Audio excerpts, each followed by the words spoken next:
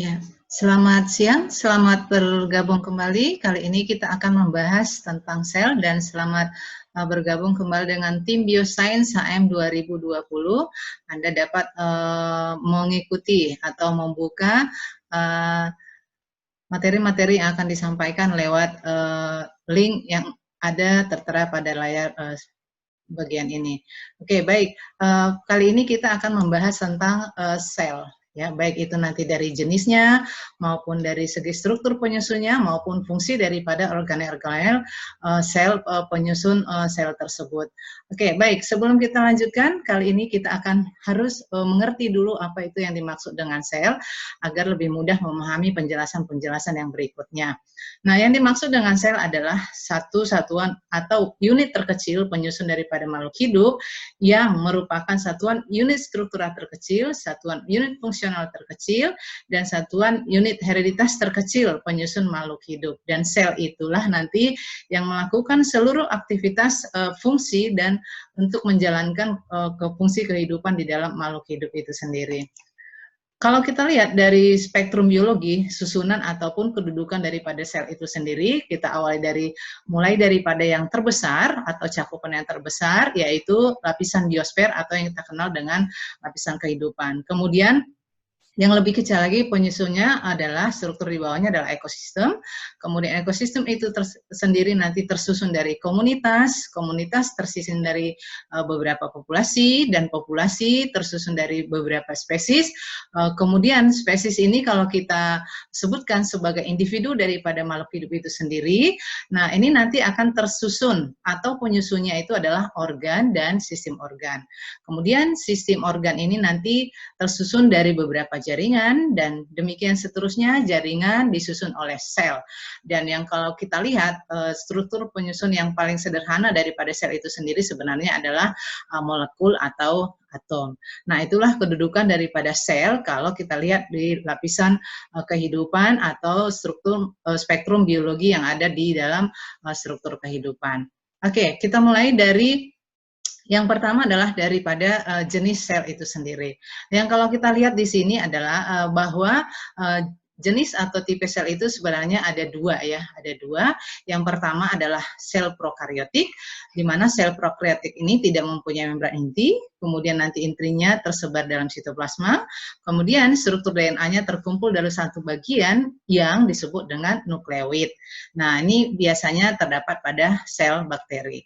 Kemudian yang jenis yang kedua adalah sel eukariotik, yang mana sel eukariotik ini telah mempunyai inti yang terbungkus di dalam yang disebutkan dengan membran inti.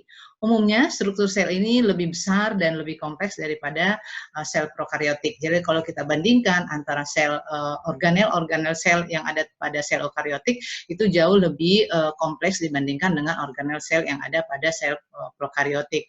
Contohnya untuk sel eukariotik ini terdapat pada sel protista, kemudian fungi, tumbuhan, dan hewan. Nah, itulah yang merupakan penyusun daripada sel prokariotik dan eukariotik. Nah, ini merupakan satu gambaran daripada sel prokariotik, ya. Nah, yang mana kita ambil contohnya di sini adalah sel bakteri. Nah, sel bakteri ini merupakan sel prokariotik dan penyusunnya ini dapat kita lihat di sini berdasarkan mikroskopis secara TEM ya, transmission electron microscopy, di mana bagian-bagian penyusun daripada sel prokaryotik ini nanti ada pili, kemudian ada nukleoid, dan nukleoid inilah tadi yang kita sebutkan merupakan kumpulan daripada DNA yang berada satu area di dalam sitoplasma daripada sel prokaryotik itu sendiri. Kemudian ada ribosom, kemudian ada plasma membran. Plasma membran ini bagian yang berada di luar, nanti tepat berada di bagian bawah daripada dinding sel. Kemudian ada dinding sel, kemudian ada juga kapsul, atau sebagian sel daripada prokaryotik itu nanti memiliki yang namanya flagel. Ya, flagel yang kita tahu bahwa flagel ini digunakan sebagai alat gerak kalau dia pada organisme prokaryotik. Kemudian yang berikutnya tadi adalah sel yang kita sebutkan dengan sel eukariotik. Secara garis besar, sel eukariotik ini ada dua ya. Yang pertama adalah yang menjadi pembahasan kita di sini adalah sel hewan. Kemudian yang kedua nanti adalah sel tumbuhan. Nah, kalau kita lihat bentuk gambaran daripada sel hewan seperti yang dapat kita lihat pada gambar. Nah, ini banyak sekali penyusun daripada sel hewan itu sendiri, ya. Di antaranya nanti mulai dari membran sel, kemudian sitoplasma dan seluruh organel sel yang ada di dalam sitoplasma ini, termasuk juga nanti bagian intinya, dan lebih jelasnya nanti kita akan bahas untuk selanjutnya. Nah, ini merupakan gambaran daripada suatu sel hewan. Ya, kemudian yang kedua tadi contoh daripada sel eukariotik itu adalah yang terdapat pada sel tumbuhan. Nah, ini merupakan gambaran secara umum daripada sel tumbuhan, bentuk daripada sel tumbuhan, yang mana sel tumbuhan ini secara garis besar itu sangat berbeda dari segi bentuk maupun struktur dengan sel hewan. Nah, yang lebih tepatnya dapat kita lihat pada bagian dinding selnya ya. Tetapi tadi pada sel hewan, bagian paling luarnya itu adalah merupakan membran atau selaput plasma. Tetapi kalau dia pada sel tumbuhan, itu merupakan bagian daripada dinding sel. Oke, baik. Kita bahas satu persatu apa yang menjadi penyusun ataupun organel daripada sel itu sendiri. Dan yang menjadi topik pembahasan kita di sini, kita ambil contohnya adalah pada organel sel eukariotik. Jadi kita bahas secara keseluruhan baik pada sel hewan maupun organel sel penyusun tumbuh-tumbuhan. Nah, kalau kita lihat secara garis besar, komponen sel utama itu, komponen sel itu utamanya terdiri dari, kita bagi secara garis besar, yaitu adalah dinding sel, kemudian nanti ada sitoplasma, kemudian nanti ada nukleus dan nukleolus. Kemudian di dalam sitoplasma itulah nanti terdapat berbagai macam organel sel, ya, berbagai macam organel sel, banyak sekali organel sel yang merupakan penyusun sel itu sendiri. Ya, kita lihat yang pertama adalah bagian daripada dinding sel. Kita bahas secara keseluruhan. Dinding sel itu merupakan bagian yang paling luar kalau dia pada sel tumbuhan, ya. Bahan kimia penyusunnya terdiri daripada serat selulosa, kemudian hemiselulosa, dan lignin, kadang-kadang juga terdapat yang namanya kalsium pektat dan juga zat pektat. Kemudian untuk dinding sel ini dimiliki oleh sel tumbuhan. Jadi ingat ya, dimiliki oleh sel tumbuhan. Dan inilah tadi yang membedakannya dari sel hewan. Artinya bahwa sel hewan tidak memiliki yang namanya dinding sel. Berfungsi untuk memberi bentuk kalau pada sel tumbuhan dan sebagai pelindung sel. Dan sifat daripada dinding sel ini kita ketahui adalah bersifat impermeable. Artinya tidak dapat dilewati oleh zat-zat atau senyawa-senyawa asing. Nah, ini nanti akan menjadi topik pembahasan kita secara khusus pada bagian daripada dinding sel itu sendiri. Oke, nah secara umum dinding sel kalau kita lihat berdasarkan strukturnya, nah itu ada 3 bagian. Yang pertama adalah dinding primer. Yang mana dinding primer ini pertama sekali terbentuk dan berkembang pada sel baru, ya. Pertama sekali dia akan terbentuk dan berkembang pada sel-sel yang baru bertumbuh. Kemudian sifatnya kaku, ya, daya regangnya itu sangat kuat, ya. Ketebalannya sekitar 1 sampai 3 mikrometer. Dan kalau kita lihat senyawa penyusunnya itu ada selulosa yang berupa serat mikrofibril ataupun serat mikro. Kemudian ada juga hemiselulosa, kemudian tadi ada pektat dan sedikit protein. Itu kalau pada bagian daripada dinding primer. Yang kedua, penyusun daripada dinding sel itu adalah dinding sekunder. Dinding sekunder ini dibentuk pada permukaan dalam dinding primer dan berkembang di dalam sel. Dan ini nanti terbentuk pada waktu sel itu sudah mulai mengalami proses pendewasaan, ya, sehingga terbentuk pada sel-sel yang sudah berhenti mengalami pertumbuhan. Artinya dia sudah mengalami yang namanya proses pendewasaan. Dan tebalnya itu kira-kira lebih tebal daripada dinding primer, ya, di atas daripada 3 mikrometer, dan banyak sekali penyusunnya itu terdiri dari selulosa, hemiselulosa, dan lignin. Dan inilah yang mengakibatkan bahwa dinding sel sekunder itu nanti akan bersifat kaku dan keras, ya. Dan yang ketiga, penyusun daripada dinding sel itu nanti ada lamela tengah, di mana lamela tengah ini merupakan pengikat, ya, pengikat atau perekat secara bersama-sama untuk membentuk jaringan yang dijumpai di antara dinding sel primer yang berdekatan. Jadi dia berada di antara dinding sel primer antara sel yang satu dengan dinding primer sel yang lain. Dan penyusunnya itu terdiri dari zat pektat yang berupa gel ya. Jadi zat pektat berupa gel atau berupa perekat antara dinding primer yang berdekatan. Nah, ini adalah bagian daripada struktur daripada dinding sel yang kalau kita lihat secara mikroskopis. Nah, bagian yang ada di sini, nah ini merupakan gambaran dari dua sel sebenarnya yang dia mengalami pemotongan. Nah, ini contohnya. Oke, nah yang kalau dibesarkan itu, nah yang ini adalah bagian daripada dinding primernya, kemudian ini yang tebal, ini adalah merupakan dinding sekunder, ya, dinding sekunder. Kemudian yang ada di bagian tengah ini yang merupakan perekat antara dinding primer yang satu dengan dinding primer yang satunya, antara sel yang berdekatan. Nah inilah yang kita sebutkan dengan lamela tengah. Ya, jadi itu merupakan struktur daripada dinding sel. Oke, nah khusus pada dinding sel ini biasanya akan kita jumpai berupa organel atau berupa bagian-bagian yang terdapat pada dinding sel itu sendiri, ya. Di antaranya nanti ada nokta, ya. Nokta itu merupakan bagian daripada dinding sel yang tidak mengalami penebalan. Jadi ketika dinding sel itu mengalami penebalan, terutama pada bagian dinding sekundernya, nah khusus untuk nokta ini, dinding selnya tidak ikut menebal, ya, meskipun sudah terbentuk dinding sekunder.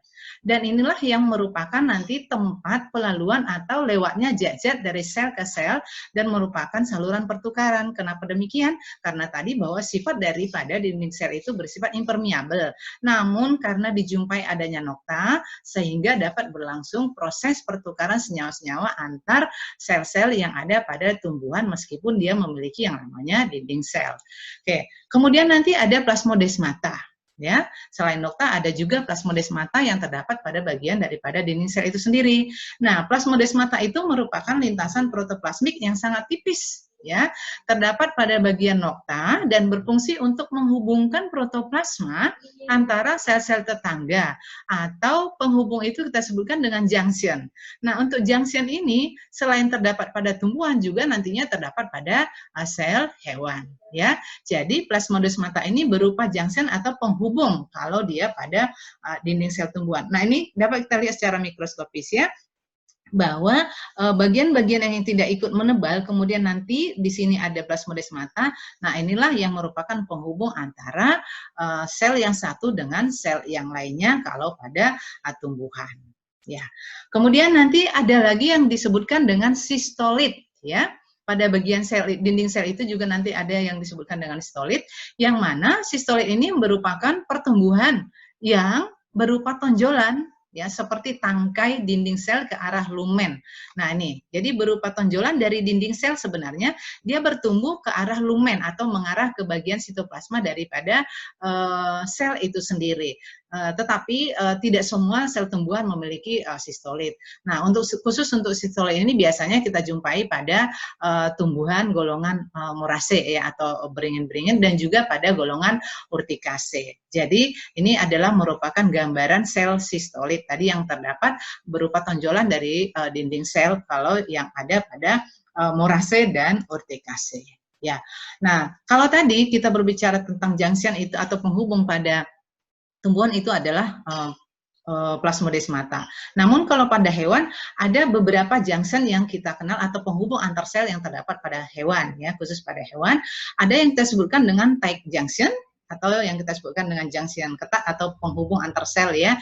Kemudian ada desmosom dan yang ketiga ada gap junction. Ya, kalau untuk tight junction itu membentuk sabuk kontinu di sekeliling sel, mencegah kebocoran cairan ekstraseluler. Itu kalau pada sel hewan.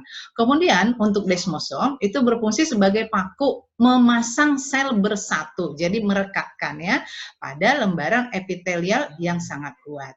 Kemudian untuk gap junction itu berfungsi untuk membuat saluran sitoplasmik di antara sel-sel yang bersebelahan. Nah, ini kalau kita perhatikan ini merupakan gambaran hubungan antara satu sel dengan sel yang lainnya kalau pada sel hewan yang kita sebutkan dengan junction tadi. Nah, ini bagian yang ada di sebelah sini. Nah, ini secara mikroskop inilah yang kita sebutkan tadi dengan tight junction. Kemudian yang ini adalah desmosom dan yang ketiga adalah gap junction. Nah, jadi itu kalau penghubung antar sel pada sel hewan. Oke, kemudian pembahasan yang berikutnya adalah bagian daripada struktur sel itu adalah bagian sitoplasmanya. Tadi ada yang pertama adalah bagian dinding sel, nah yang berikutnya adalah sitoplasma. Yang mana sitoplasma ini dipisahkan dari dinding sel oleh membran unit yang disebut dengan plasmolema atau selaput plasma ya. Dan terpisah juga dari vakula oleh membran unit dan itu kita sebutkan dengan tonoplas ya. Jadi membran unit yang memisahkan antara sitoplasma dengan vakula itu kita sebutkan dengan tonoplas. Membran unit yang memisahkan antara dinding sel dan sitoplasma itu kita sebutkan dengan plasmolema atau kita kenal nanti dengan istilah plasma sel. Oke, nah sekarang kita perhatikan apa-apa saja yang terdapat yang merupakan bagian yang ada di dalam sitoplasma itu sendiri. Nah kita bahas mulai daripada penyusun yang paling luar sampai ke bagian dalam atau yang berada di bagian dalam daripada sitoplasma itu sendiri.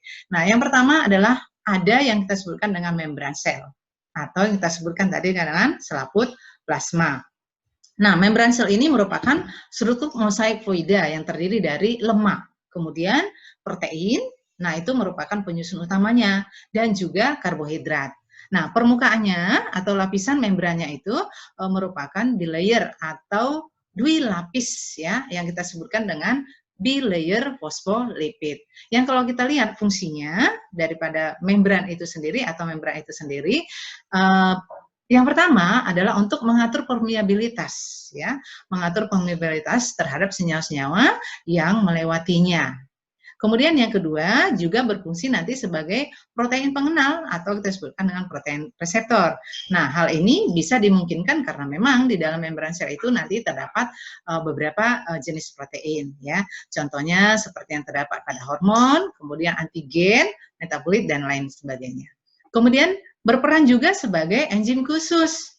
Misalnya pada selaput mitokondria, kemudian kloroplas, retikulum endoplasma dan badan Golgi. Kemudian yang berikutnya fungsinya adalah sebagai reseptor, ya, reseptor atau sebagai penerima impuls berupa saraf ya atau penerima rangsangan terhadap perubahan daripada lingkungan luar. Nah itu nanti dilakukan aktivitasnya oleh membran sel. Kemudian juga dia berfungsi sebagai transport molekul besar dengan cara ada nanti yang kita kenal dengan proses endositosis dan eksositosis. Oke, nah yang kalau kita lihat secara mikroskopis, mikroskop TEM di sini, struktur daripada membran itu sendiri, nah ini struktur secara garis besarnya, nah inilah yang kita kenal dengan dwilapis fosfolipid ya, bilayer atau dwilapis fosfolipid, yang mana bagian daripada lapisan bagian ekornya di sini, bagian fosfatnya ini, nah itu bersifat hidrofilik. Ya, sedangkan bagian ekornya baik yang lapisan yang ada di permukaan yang satu dan permukaan yang di seberangnya itu bersifat hidrofobik ya. Jadi bagian ekor ini atau bagian lipidnya ini bersifat hidrofobik, sedangkan bagian kepalanya atau bagian fosfatnya itu bersifat hidrofilik. Nah, ini merupakan struktur daripada membran sel. Yang mana sebenarnya struktur daripada membran sel itu kalau kita lihat lebih detailnya lagi sebenarnya banyak sekali penyusun yang terdapat di sana ya. Jadi merupakan membran atau plasma yang sangat kompleks sebenarnya ya dalam melakukan fungsinya atau melakukan aktivitasnya. Di antaranya senyawa-senyawa yang terdapat pada bagian dari membran ini nanti ada karbohidrat, kemudian ada glikolipid, kemudian ada kolesterol, kemudian juga ada protein-protein yang terdapat pada bagian membran itu sendiri. Protein itu sendiri nanti ada protein yang memang tertanam di antara lapisan kedua membran atau yang kita sebutkan dengan protein trans ya, protein trans membran atau protein integral. Ada juga memang yang melekat hanya pada bagian sisinya saja atau yang kita sebutkan dengan protein periferal. Ya, jadi inilah merupakan gambaran atau susunan struktur penyusun daripada membran sel, dan ingat bahwa membran sel ini kita sebutkan lapisannya itu berupa lapisan bilayer fosfolipid ya. Oke. Nah, kemudian selain daripada membran plasma, ada lagi yang disebutkan dengan retikulum endoplasma. Nah, retikulum endoplasma, nah ini merupakan sistem kompleks yang terdiri dari dua membran unit, ya. Jadi terdiri dari dua lapisan membran yang membatasi ruang-ruang sempit yang ada di antaranya. Nah, itu berperan sebagai sistem transportasi intraseluler. Jadi, kalau di dalam sel sebenarnya yang melakukan sistem transportasi atau pengangkutan di dalam sel itu sangat erat kaitannya atau itu dilakukan oleh yang namanya retikulum endoplasma. Dan dia juga bisa berfungsi merupakan penghubung antara sitoplasma dengan nukleus karena memang letaknya itu nanti sangat berdekatan. Biasanya letak daripada retikulum endoplasma itu berdekatan dengan nukleus dan berperan dalam pembentukan dinding sel dan sekresi, membentuk banyak lipatan dan belokan ke seluruh ruang sitoplasma. Nah, ruangan di dalam retikulum endoplasma yang terbentuk itu kita sebutkan dengan sisterne, ya. Sisterne ini berfungsi sebagai saluran untuk mengangkut berbagai produk ke seluruh bagian sel, ya, yaitu ke tempat-tempat lain selain daripada retikulum endoplasma itu sendiri, dan juga nanti digunakan sebagai ruang penyimpanan sementara sebelum nanti produknya diangkut ke tempat-tempat lain untuk digunakan. Dan retikulum endoplasma itu ada dua. Ada yang disebutkan retikulum endoplasma halus, ada retikulum endoplasma kasar. Ya, oke. Kalau untuk retikulum endoplasma halus, nah itu berfungsi sebagai sintesis lemak, ya, berfungsi sebagai sintesis lipid, fosfolipid dan seroid. Ya, misalnya pada golongan organisme vertebrata, terutama pada bagian testis dan ovariumnya. Kemudian berfungsi juga metabolisme dalam proses metabolisme karbohidrat, misalnya pada sel-sel hati. Berfungsi juga sebagai penyimpanan ataupun berupa pompa ion kalsium, misalnya pada sel otot. Dan juga berperan juga dalam menetralkan racun, misalnya pada sel-sel hati.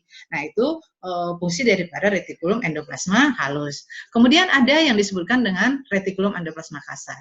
Nah, retikulum endoplasma kasar ini ciri khasnya itu bahwa selaput atau membran retikulum endoplasmanya itu ditempeli oleh ribosom, yang mana karena dia nanti ditempeli oleh ribosom selain sebagai tempat melekatnya ribosom, maka retikulum endoplasma kasar ini nanti erat sekali juga kaitannya dengan sintesis protein sebagaimana fungsi daripada ribosom itu sendiri.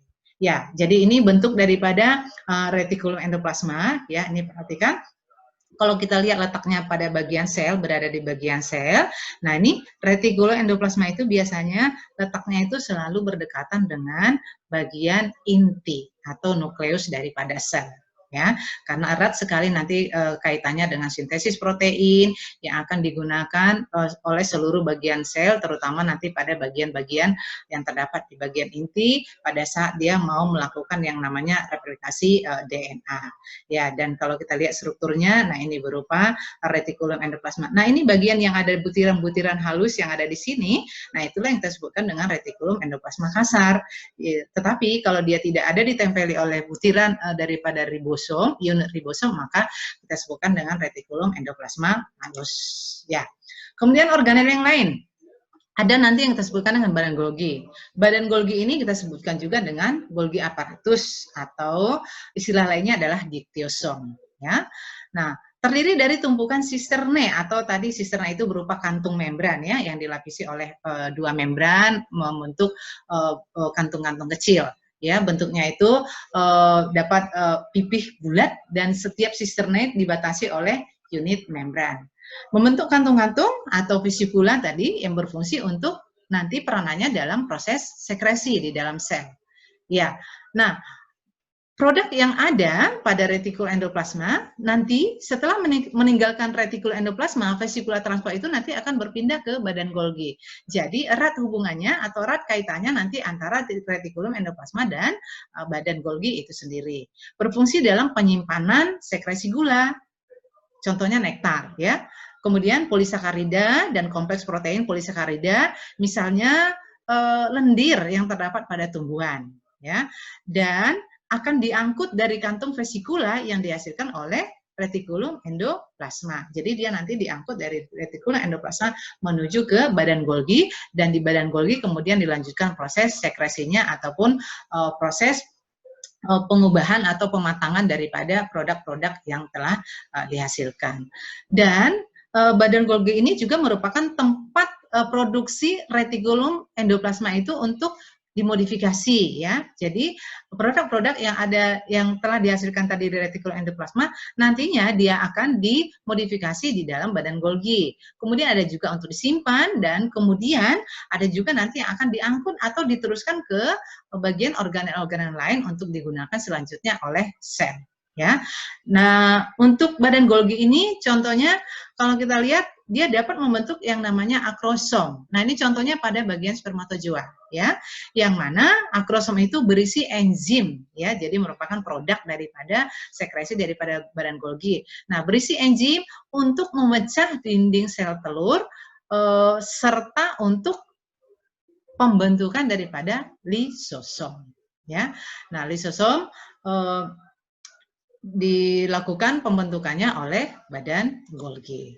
Ya, nah kalau kita lihat proses pembentukan atau alur kerja daripada badan Golgi itu sendiri, nah yang pertama sekali tadi bahwa vesikula tadi yang terbentuk di dalam retikulum endoplasma, nah itu akan diangkut ke badan Golgi. Ya, diangkut atau diteruskan ke badan Golgi dan setelah bergabung nanti dengan badan Golgi maka vesikula ini badan Golginya membentuk yang namanya bentuk cis ya, bentuk cis atau yang kita sebutkan dengan cis Golgi cisterna. Nah, di dalam badan Golgi ini bentuk cis ini nanti akan mengalami yang namanya pematangan atau sekresi-sekresi lanjutan atau yang kita sebutkan tadi dengan pematangan dan setelah matang atau setelah dewasa, maka bentuk cis itu akan berubah menjadi bentuk trans, ya, bentuk trans. Nah, kantung-kantung yang berupa bentuk trans yang ada di dalam Golgi, nah ini nanti akan membawa atau mengandung atau mengangkut protein-protein yang spesifik untuk diangkut ke lokasi-lokasi lain, ya, misalnya ke dalam plasma membran. Ya, nah di plasma membran nanti sekresi produk-produknya akan kembali digunakan.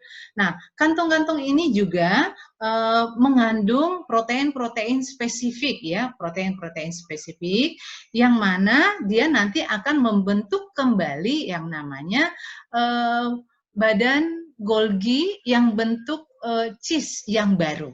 Ya, badan Golgi membentuk cis yang baru. Demikian selanjutnya nanti terkadang bahwa protein-protein yang sudah disekresi yang ada di dalam badan Golgi ini juga akan kembali dibawa ke retikulum endoplasma untuk kembali lagi diproses dan setelah terjadi produk yang ada di dalam retikulum endoplasma maka kembali lagi nanti akan dibawa ke dalam badan Golgi untuk pematangan selanjutnya dan untuk ditransportasikan ke organel-organel lain untuk digunakan.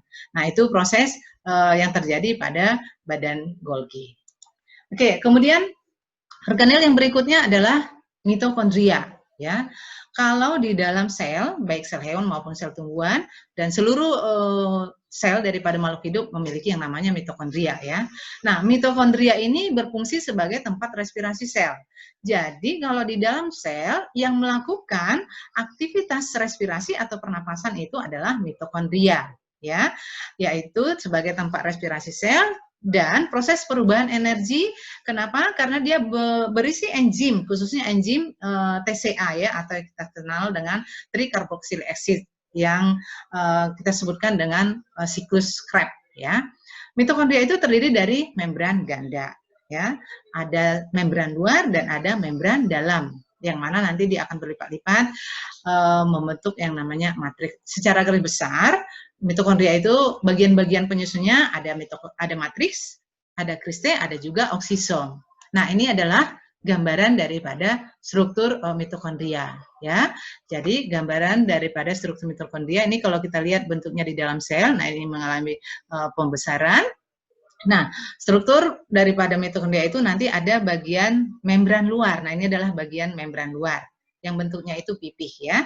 Kemudian yang ada di lapisan bawahnya itu adalah membran dalam. Nah, membran dalam ini nanti letaknya itu atau strukturnya itu berlipat-lipat satu sama lain ya, berlipat-lipat ya. Jadi membran ini mengalami pelipatan-pelipatan ke arah dalam. Yang mana pelipatan-pelipatan ini kalau letaknya sejajar seperti ini ya, secara skematis ini kita lihat.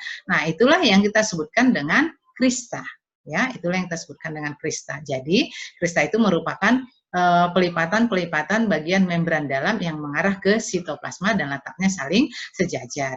Dan di bagian membran dalam inilah kita jumpai yang disebutkan dengan matriks atau cairan yang terdapat di dalam membran dalam daripada mitokondria. Oke, selain daripada membran luar, membran dalam, dan matriks, maka di dalam daripada mitokondria itu kita jumpai juga yang disebutkan dengan ribosom. Ya, nah inilah yang kita sebutkan dengan ribosomal mitokondria. Ya, jadi ribosomal mitokondria. Kemudian ada juga struktur DNA kecil yang berupa sirkuler. Nah, itu sebabnya bahwa mitokondria ini sering juga kita sebutkan dengan organel semi autosom, ya. Organel semi autosom. Kenapa demikian? Karena dia memiliki ribosom yang mampu untuk mensintesis protein, meskipun tidak mencukupi secara keseluruhan. Tetap saja nanti akan menggunakan dari sitoplasma dan dia juga mampu mensintesis atau membentuk DNA yang baru karena di sana ada DNA. Jadi itulah sebabnya bahwa mitokondria itu sering kita sebutkan dengan organel autosom. Jadi perlu diingat bahwa struktur khusus yang terdapat pada mitokondria ini memiliki yang namanya ribosom dan DNA. Oke, kemudian organel yang berikutnya yang tidak kalah pentingnya itu adalah plastida. Ya, plastida. Nah, ini adalah bagian organel yang terdapat hanya pada tumbuhan. Ya, jadi tidak ada pada hewan. Nah, kalau kita lihat bagian-bagian atau jenis-jenis dari plastida itu ada 3 bagian. Yang pertama adalah kloroplas, yang kedua ada kromoplas, yang ketiga adalah leukoplas. Kloroplas itu berwarna hijau, mengandung klorofil.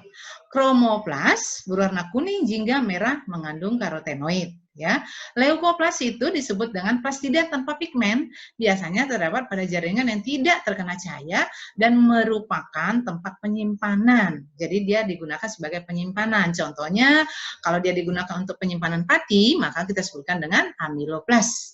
Kalau penyimpanan protein, disebut dengan proteinoplas. Dan jika digunakan untuk penyimpanan lemak, maka kita sebutkan leukoplasnya adalah elaioplas. Nah, itu adalah bagian plastidanya.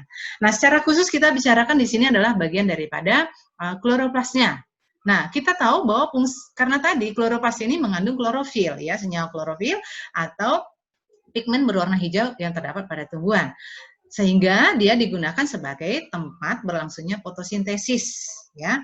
Yang secara garis besar nanti ada bagian stroma, kemudian tilakoid, dan ada grana. Nah, kita lihat saja pada gambarnya supaya lebih jelas yang mana itu stroma, yang mana tilakoid, dan yang mana grana.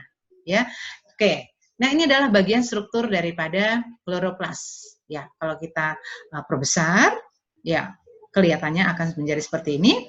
Nah, kloroplas ini juga terdiri dari 2 lapis membran. Ya, ada membran luar, yang ini pada bagian luar ini membran luar. Kemudian ini ada membran dalam. Ya, membran dalam dan membran luarnya bentuknya sama-sama pipih, ya. Beda tadi dengan mitokondria. Kalau mitokondria tadi mengalami pelipatan-pelipatan. Oke. Kemudian cairan yang ada di bagian dalamnya ini. Ya, cairan yang ada di bagian dalam daripada membran dalam, nah itu kita kenal dengan stroma. Ya, kita sebutkan dengan stroma. Cairan yang di dalamnya ini adalah stroma. Kalau tadi pada mitokondria, cairan yang ada pada mitokondria itu kita sebutkan dengan matriks. Tapi kalau pada kloroplas namanya adalah stroma. Nah, di dalam stroma inilah kita jumpai yang namanya pigmen klorofil tersebut, ya. Yang mana pigmen itu berupa membran yang terdiri daripada protein-protein juga, ya, protein pigmen yang mana berupa tumpukan mirip seperti tumpukan koin, ya.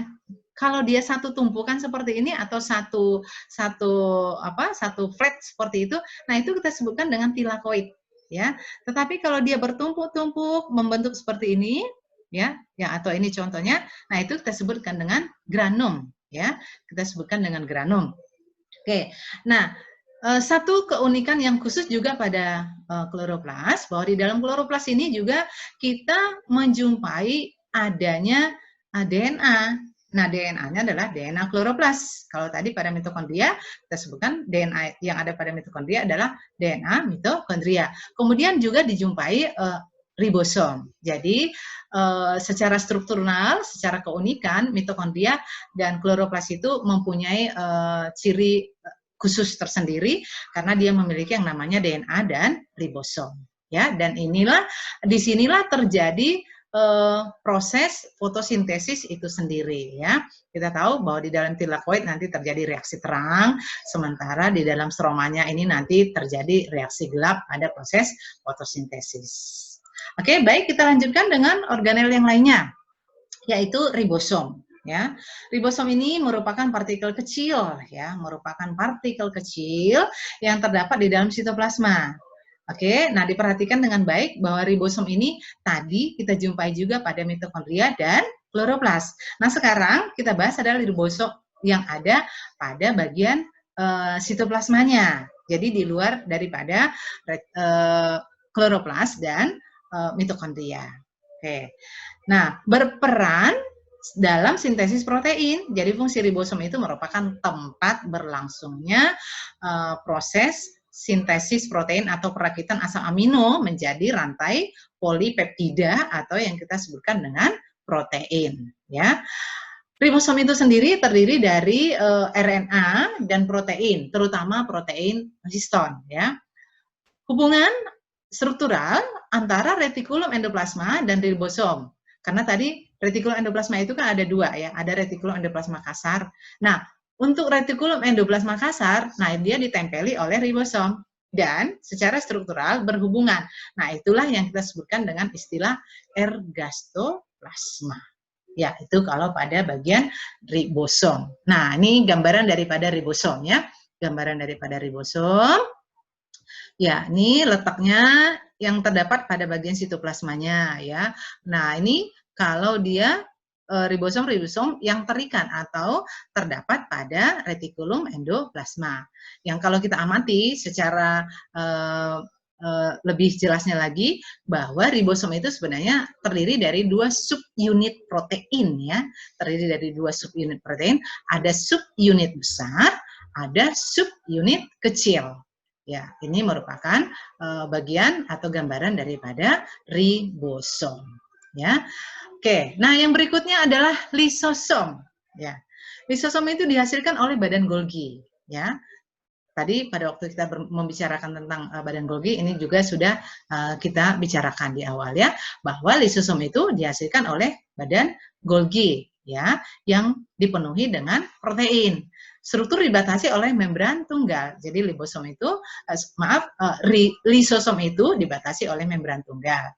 Mengandung kurang lebih 3 lusin enzim hidrolitik, ya. Jadi banyak sekali enzim-enzim hidrolitik yang berfungsi nanti dalam proses pencernaan di dalam sel organisme, ya. Baik itu pencernaan polisakarida, lipid, fosfolipid, asam lemak dan protein, ya. Nah, berfungsi sebagai alat pencernaan. Nah, biasanya kalau yang melakukan pencernaan itu adalah sel hewan, ya. Dengan demikian bahwa lisosom itu terdapat pada sel hewan, ya. Kalau pada amuba dan protista itu biasanya makan dengan cara menelan mikroorganisme atau partikel kecil, dan prosesnya itu kita sebutkan dengan fagositosis. Nah, itu nanti melibatkan lisosom, ya. Kalau pada manusia, misalnya sel-sel makrofag yang terdapat pada sel darah kita, ya, sel-sel makrofag itu nanti membantu mempertahankan tubuh dengan merusak benda-benda asing, contohnya adalah bakteri atau partikel lainnya yang tidak digunakan oleh tubuh. Nah, proses penguraiannya itulah yang kita sebutkan nanti dengan autofagi. Nah, itu contohnya pada makrofag yang terdapat pada manusia. Nah, peranannya itu semuanya dilakukan oleh lisosom. Jadi, dia melibatkan lisosom dalam proses pencernaannya. Ya, nah ini adalah contoh daripada gambaran contoh daripada fagositosis, ya.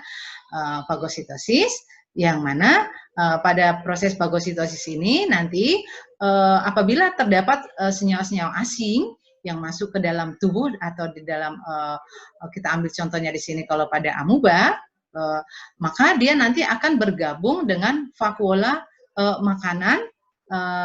Kemudian vakuola makanan ini nanti akan bergabung dengan lisosom, dan di sana nanti akan terjadi yang namanya proses pencernaan, sehingga senyawa-senyawa itu dapat lebih disederhanakan atau diuraikan atau dicernakan, sehingga dapat dimanfaatkan kembali oleh si organisme tersebut, ataupun nanti akan dikeluarkan daripada tubuhnya sendiri. Nah, itu kalau proses yang disebutkan dengan fagositosis. Nah, ini adalah proses autofagi tadi pada sel makrofag yang terdapat pada sel manusia ya. Contohnya pada sel-sel yang terdapat pada manusia.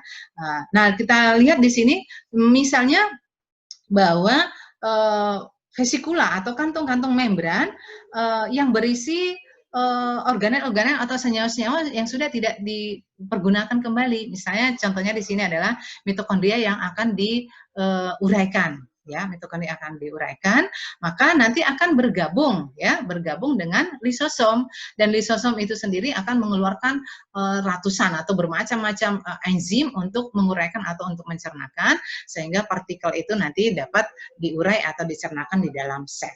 Ya, jadi itu proses autofagi ya, contohnya pada makrofag. Nah, kita lihat lagi organel yang lain ya. Organel lainnya ada nanti yang disebutkan dengan peroksisom ya, peroksisom ya, bahwa di mana peroksisom ini berperan dalam merombak lemak menjadi karbohidrat. Dan peroksisom ini juga banyak sekali mengandung enzim katalase ya, dan dia nanti akan berperan dalam perombakan hidrogen peroksida ya menjadi air supaya dia nanti tidak beracun ya. Kemudian pada sel hewan terdapat dalam peroksisom ini terdapat dalam sel-sel hati dan ginjal ya, kalau pada sel hewan. Peroksisom kalau pada tumbuhan itu terdapat pada berbagai jenis sel ya. Ada beberapa jenis bagian-bagian yang terdapat pada sel tumbuhan yang memiliki yang namanya peroksisom. Peroksisom terdapat pada tumbuhan. Nah, inilah yang kita sebutkan dengan istilah glioksisom. Ya, glioksisom kalau pada tumbuhan yang berfungsi untuk mengoksidasi asam lemak menjadi karbohidrat, misalnya pada biji yang sedang berkecambah.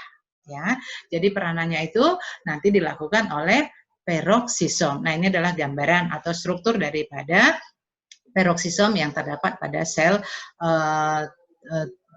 tubuh organisme ya. Nah, ini adalah bagian yang kita sebutkan dengan peroksisom.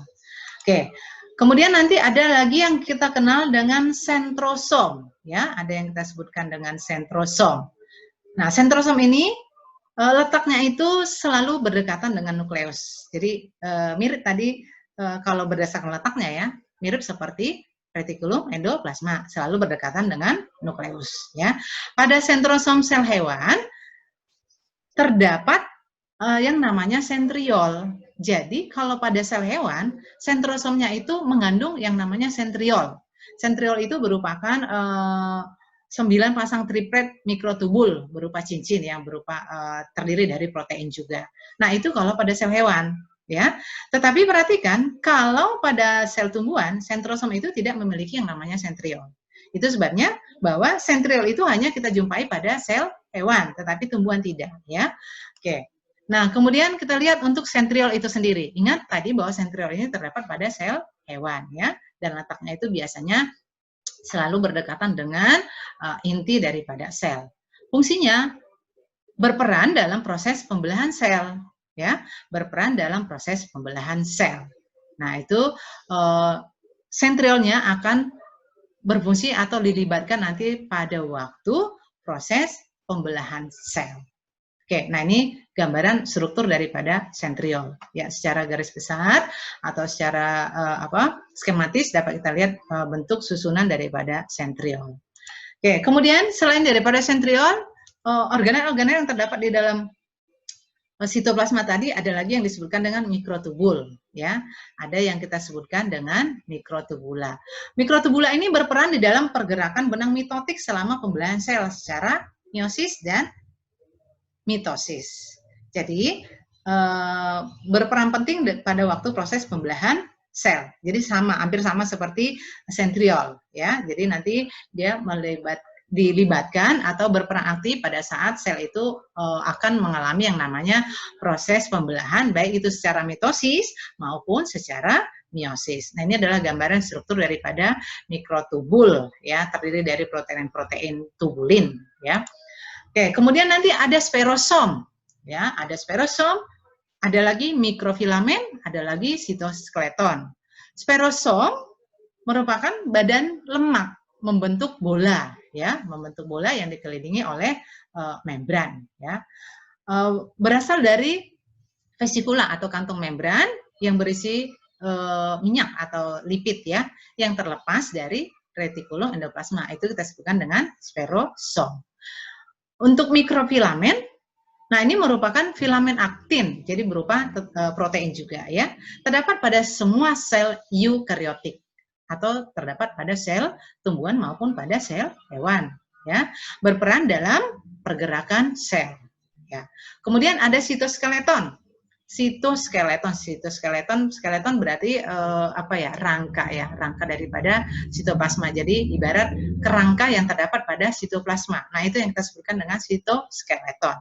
Merupakan jalinan serabut membentang di seluruh sitoplasma. Berperan utama dalam pengorganisasian struktur dan aktivitas sel dan mempertahankan bentuk sel. Jadi, bentuk sel itu sebenarnya dapat kita lihat tetap ya, atau perubahan itu sangat sedikit sekali kalau dilihat dari struktur bentuknya. Nah, itu karena dijumpai yang namanya sitoskeleton. Ya, yang mana kalau kita lihat struktur daripada sitoskeleton itu banyak sekali sebenarnya penyusun-penyusunnya ya. Seperti yang kita lihat pada gambar ini ya.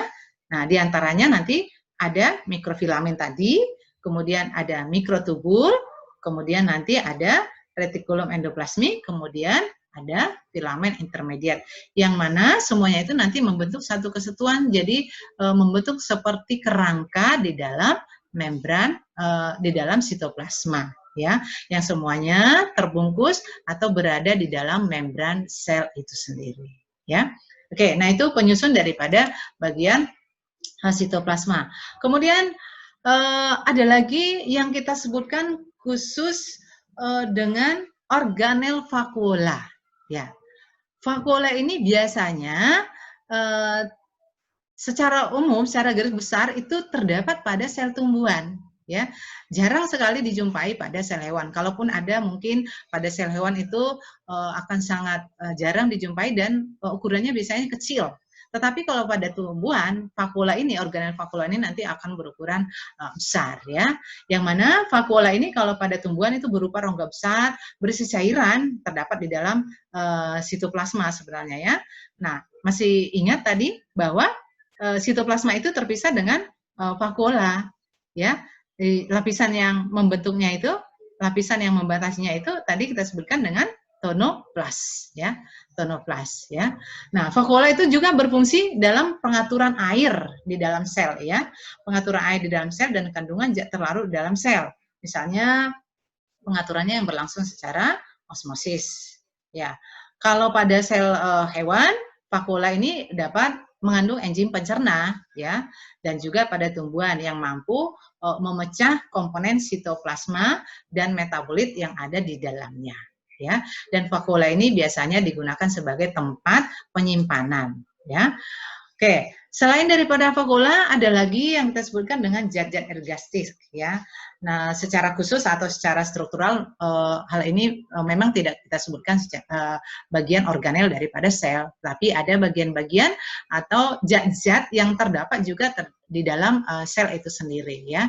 Nah, ini merupakan bahan cadangan ya, berupa bahan cadangan dan bahan buangan. Jadi boleh berupa bahan cadangan ataupun bahan-bahan yang nantinya akan ditaruh di dalam vakuola itu sendiri karena memang dia tidak digunakan lagi. Misalnya pati ya, yang terdapat di sana ada pati atau butir pati ya.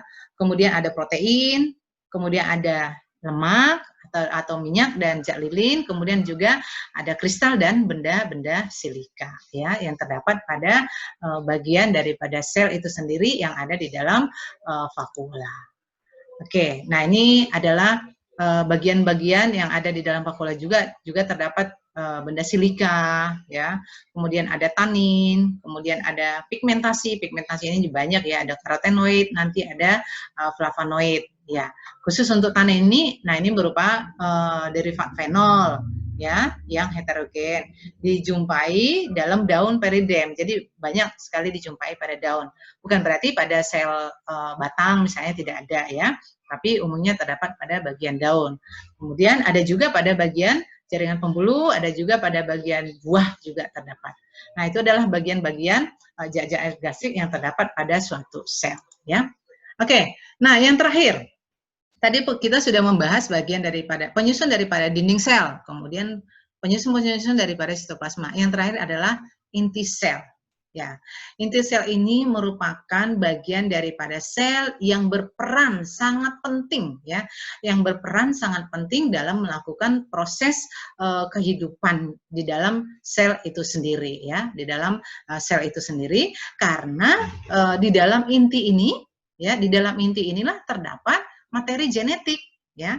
Di dalam inti ini terdapat materi genetik. Yang mana tadi bahwa inti ini diselubungi oleh yang namanya membran inti. Inti itu sendiri kita kenal dengan nukleus, dan membran inti yang menyelubunginya adalah nukleoplasma, ya, atau selaput inti.